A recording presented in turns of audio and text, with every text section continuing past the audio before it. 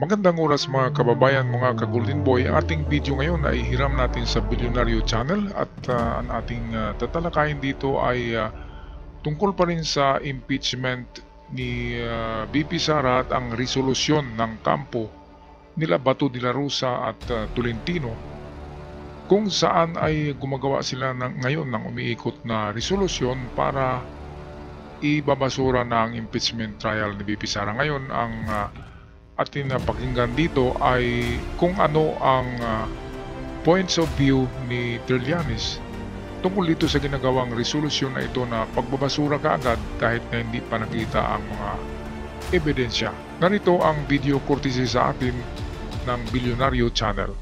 First, your reaction dito po sa draft resolution that was circulating among senators declaring the de facto dismissal of the impeachment case against Vice President Sara Duterte. Alam niyo po, alam ng mga gumawa niyan na unconstitutional yan at ito ay dereliction of duty, ika nga sa military. At but they are pushing it. Bakit tinutulak ito ng mga pro-Duterte senators? Kasi natatakot sila na pagka nasimulan ang impeachment trial ni Sara,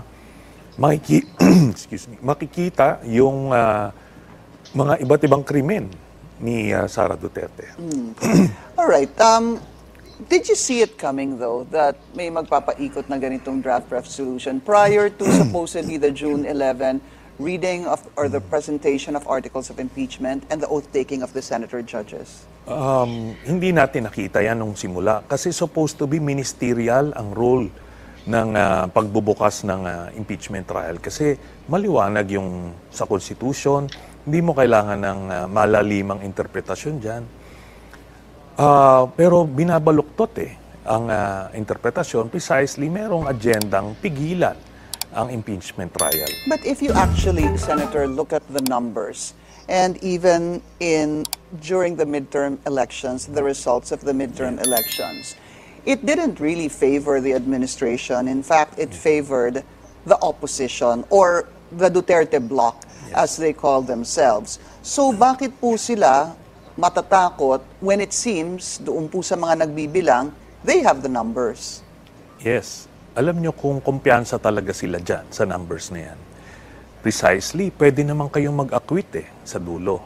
Kaso, as what we have seen nung impeachment ni former Chief Justice Renato Corona, and I was there, nung pinupulsuhan ng mga analyst yung leaning conviction or leaning acquittal, lamang yung leaning acquittal. No? I think ang bilang nun, 10 yung leaning conviction, 13 yung leaning acquittal. Pero because of the evidence, nung na-present na yung ebidensya during the trial, kinalaunan, 20 yung nag-convict, 3 lang yung nag-acquit.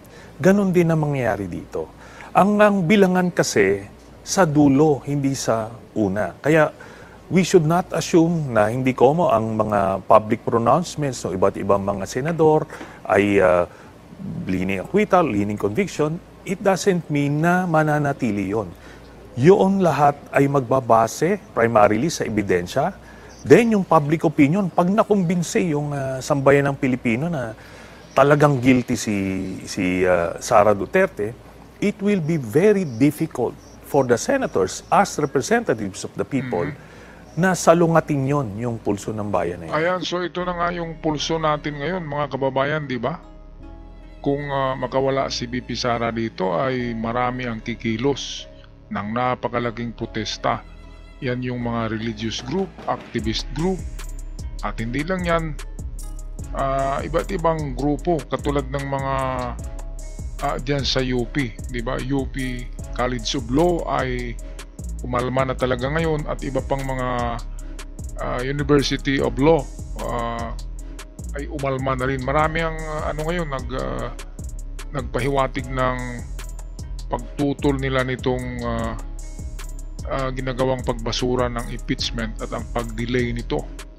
Instead na forthwith to proceed ay nangyari ay delay and delay at hanggang sa malimutan at maibasura.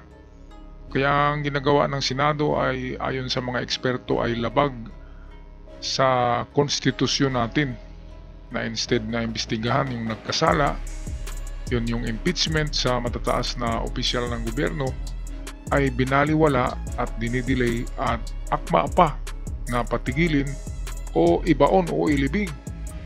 Ito nga yung kill plot na tinatawag, kill plot ni Chis Escudero at ang kanyang 11 kamuskitiros, di ba? 11 senadors. Yan ay yung bubuto diyan, pipirma sa resolusyon ni Bato de la Rosa at ni Tolentino, na sa tingin ko ang gumawa niya ng draft na yan, walang ibang mas matalino sa kanila ay si Marcoleta. Hindi lang nagpapapil si Marcoleta ngayon pero sikreto yan na nag-advise kina Bato at Tolentino. Palpaki si Tolentino Sabi ni Tolentino hindi daw pwede itawid ang mga ginawa ng 19 Congress sa 20 Congress. Mali Sabi ng eksperto kanina, si Tony Labinia, ay pwedeng itawid yan ang impeachment from 19 Congress to 20 Congress. Alright, balik tayo kay Senator Trillanes. Bakit nga ba natatakot si BP Sara na humarap sa impeachment trial? Well, napaka-easy ng sagot na yan. Dahil sa ayon kay Trillanes, ay mabunyag ang iba pang krimen na nagawa ni BP Sara maliban sa itong kanyang confidential fund. Okay, balik tayo sa Bilyonaryo Channel with Pinky Webb and Trillanes. Do you think that in the course of the trial, that again, if we look at the numbers, it favors the Vice President because you need two-thirds to convict? Ano po? Do you think that as the trial, if the trial will actually proceed, that there will be a change of mind among those who believe the Vice President should be acquitted? Okay, i-categorize natin. Yung mga hardcore na Duterte senators, kahit na makita nila sa video na kung anong krimen ang ginagawa, hindi yan. No? Nakita natin yung viral video ni Pulong Duterte na nag-a-attempt sumaksak ng isang tao. It didn't affect the hardcore followers ni Pulong. Ayan, so katibayan yan ay nanalo si Pulong, mga kababayan sa Davao, di ba? Kahit na nakita yung nandun siya sa loob ng bar at binugbog, sinaktan niya yung bugaw at humahawak siya ng kutsilyo at umuunday ng saksak, di ba? Napakasama na imahe yun. Pero panalo pa rin si Pulong dahil dito sa tinatawag ni Trillanes na hardcore.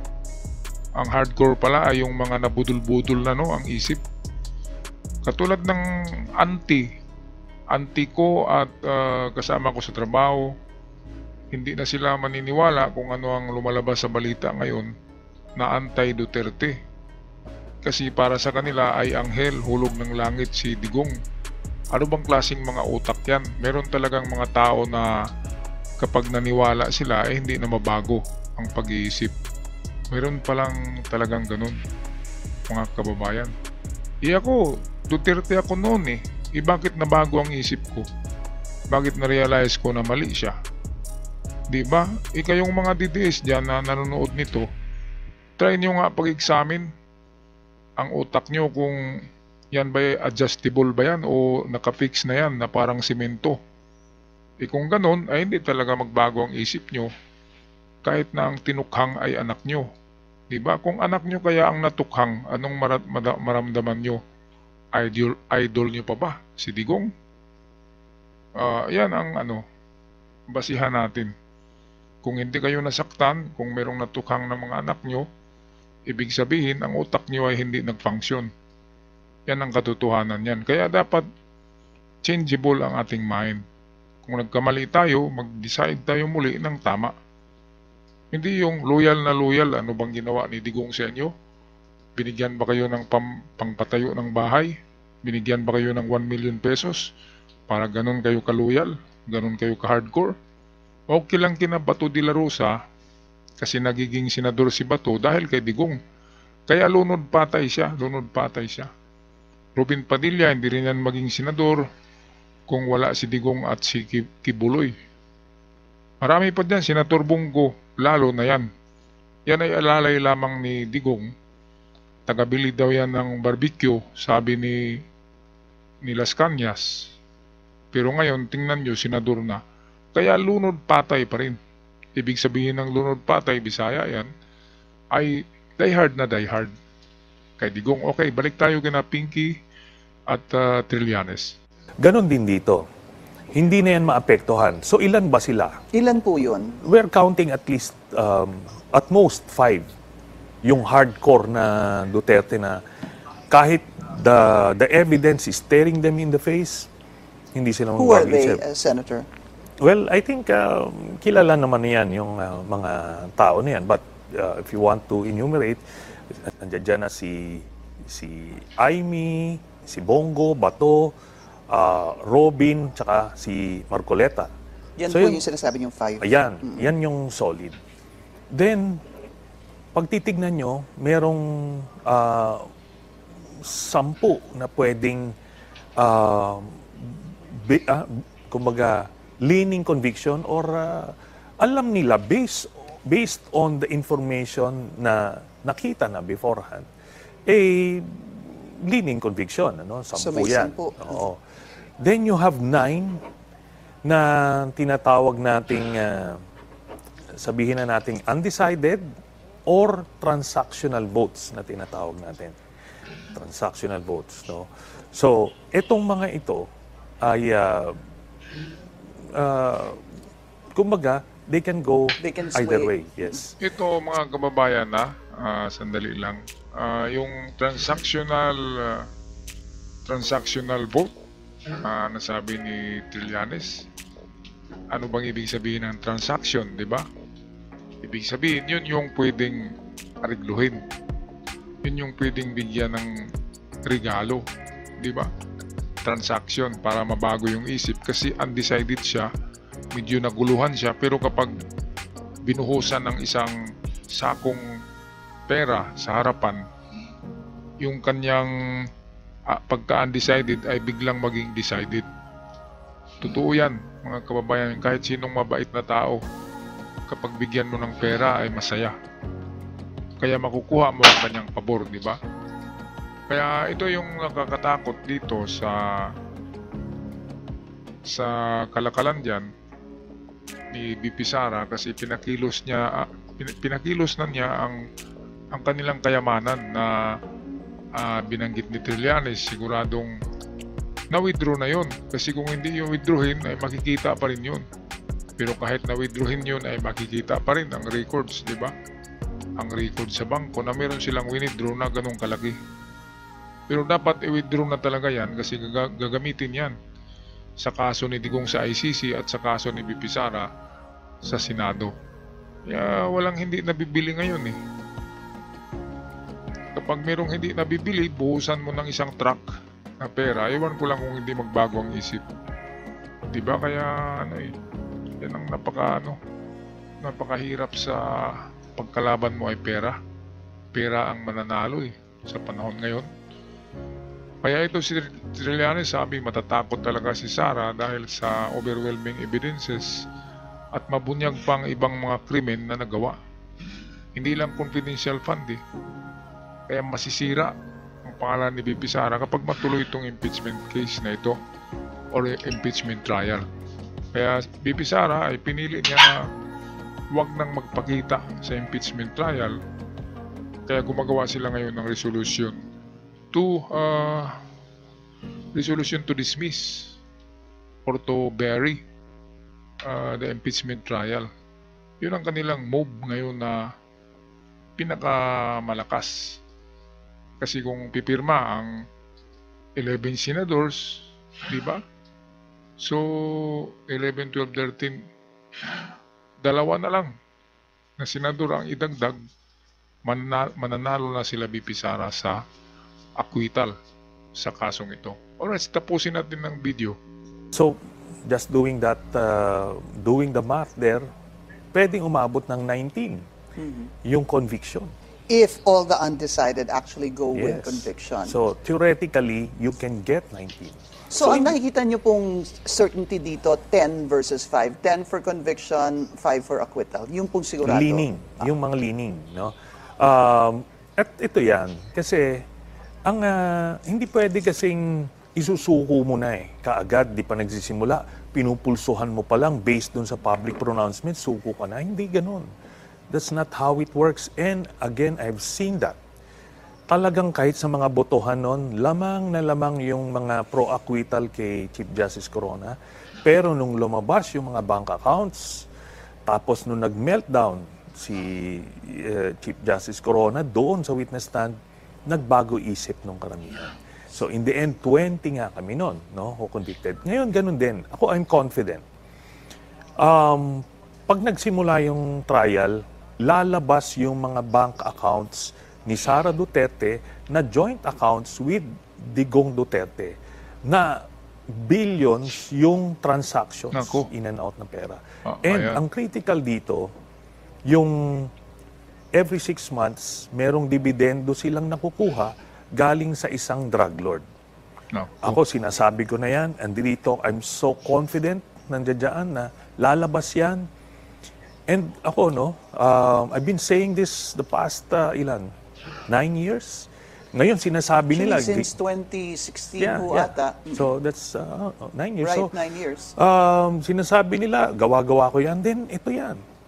Kung ginawa ko lang yan, imagine, talagang wala na ako. Wala na akong credibility forever, no? Pero I am so confident that it's there. Ngayon, sila yung natatakot kasi alam nila na totoo yung sinasabi ko. Ayan, so grabe to na expose ni Trillanes, mga kababayan. Ano pa kaya ang muka na pwedeng iharap ni BP Sara kapag nabuksan ang mga account na yan na 52 billion pesos, joint account ni BP Sara yan at ng kanyang Tatay Digonyo. Kaya kung mabuksan yan, tapos ang impeachment, di ba? Ano pa bang ipagpatuloy? Iklarong-klaro na, di ba? Nako.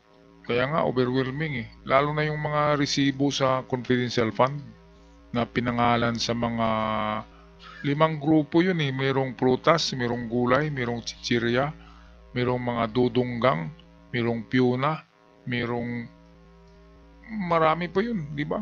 At meron pang bago ngayon na lumabas, Marian Rivera daw, binigyan daw. Yung asawa ni Dingdong Dantes. Hindi pumalag si Marian eh. Kung iba pa yun ay papalag na. Kaya ito, abangan natin, napakalaking ano talaga to, napakalaking drama sa kasaysayan ng Pilipinas, itong ganito. Kaya June 11, holiday yan. Holiday. Hindi ako papasok sa trabaho ko. Holiday para sa akin ang June 11 kasi inaabangan niya ng taong bayan. Ngayon kung walang mangyayari sa June 11 ay sigurado ako dadagsa ang tao diyan sa Senado at baka ransakin pa yung Senado at baka kaladkarin pa diyan yung mga ano diyan, di ba? Mga Escudero 11 ng taong bayan kasi ang niloloko dito ay taong bayan na eh, hindi na kung sino-sino. Taong bayan kasi dito ang ang agrabyado kasi ang taxes, ang pera ng taong bayan na ibinayad nila ang laki-laki pa naman, di ba? Ginastos lang ng isang tao para sa kanyang sarili at sa kanyang pamilya o sa kanyang kung ano-ano na nakapaligid sa kanya. Pera ng taong bayan yon. Kayong mga DDS dyan na nagbabayad ng tax, pag-isipan nyo yan. Kapag na-proven dito sa impeachment si Sara na totoo nga yung confidential fund na nilustay, ay magalit na kayo sa inyong idol, di ba? Baka hindi na naman kayo magalit. Baka sabihin nyo na abuloy lang yung tax nyo. Hindi ganun. Kasi magnanakaw sa gobyerno, dapat hindi yan pamarisan. Pero kapag pinatawad nyo yan, ibig sabihin marami ang gagaya, Kasi papatawarin ka lang pala kapag magkasala ng ganyan. Dapat gagawa ang Senado at Kongreso ng batas na kapag high public official or high ranking public official, dapat ang hatol ay death sentence or habang buhay na pagkabilanggo kapag napatunayan na nagnakaw sa kaban ng bayan. Yan ang magandang gawin, pero hindi ma-approve ang batas na yan dahil takot ang mga senador at mga congressman sa batas na yan. Meron nang nagsulong ng batas na yan, hindi na-approve dahil bibitain death sentence yung magnakaw ng congressman at senador Kaya walang pumirma, walang nag-approve. Pero dapat ganyan para hindi mamihasa yung mga tao dyan. Alright, so hanggang sa muli mga kababayan, pag-comment sa inyong komento sa ating comment section down below, at sa mga bago pa lamang nakabisita ngayon sa channel, huwag kalimutan mag-subscribe para naman palagi tayong updated sa mga bagong uploads. Hanggang sa muli, ingat ang lahat. God bless our country, the Philippines.